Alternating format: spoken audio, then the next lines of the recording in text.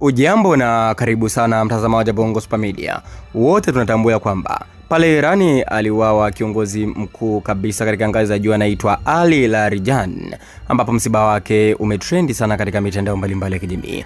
Lakini Irani wana mfumo wao mmoja unaitwa kata mti panda mti. Pindi Israeli ambapo watafanikiwa kumuondoa kiongozi wao mmoja, basi tayari mrithi wake anakuwa ameshaandaliwa. Kwa maana yake kila kiongozi anayo mbadala wake. Sasa taarifa mpya imetoka ni kwamba waziri wa zamani wa ulinzi wa Iran Hossein Dehghan ameteuliwa kuwa katibu mpya wa Baraza la Usalama wa Taifa la Iran, ambapo kulingana na vyombo vya habari pale nchini Iran vimeripoti kwamba Dehghan ni mwanajeshi mkuu na kamanda wa zamani katika walinzi wa mapinduzi wa IRGC wa Iran. Kwa maana yake alikuwa ni kamanda mkuu, akawa amestaafu. Sasa tayari amepata cheo kingine hiki kikubwa kweli kweli.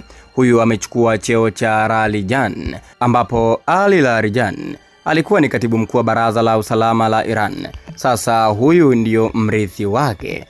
Kama ambavyo nafahamu kwamba alikuwa kamanda mkuu kabisa wa kikosi cha jeshi la mapinduzi la pale nchini Iran.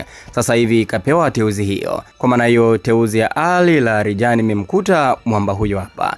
Iran ni kama mfumo wao umepanga kabisa, akitoka huyo anaingia huyo, akitoka huyo anaingia huyo. Na ikumbuke tu ya kwamba Iran usiku kwa mkeleo umefanya mashambulizi makubwa kweli kweli kwa kulipiza kisasi dhidi ya kifo cha Ali Larijani na wenzake pale katika nchi 9. Maana umepiga Kuwait, umepiga Qatar, umepiga Saudi Arabia, umepiga Israeli, umepiga nchi nyingi kweli kweli ambazo zina ushirika na Marekani. Yote hiyo ni kwa ajili tu ya kulipiza kisasi kutokana na kumpoteza kiongozi wake mmoja mkuu kabisa, Ali Larijani na wengineo. Mtazamaji wa Bongo Super Media, maoni yako ni yapi? Unahisi huyu atadumu kwa muda mrefu ama naye yatakuwa ni yale yale? Andika maoni yako hapo katika sehemu ya comment.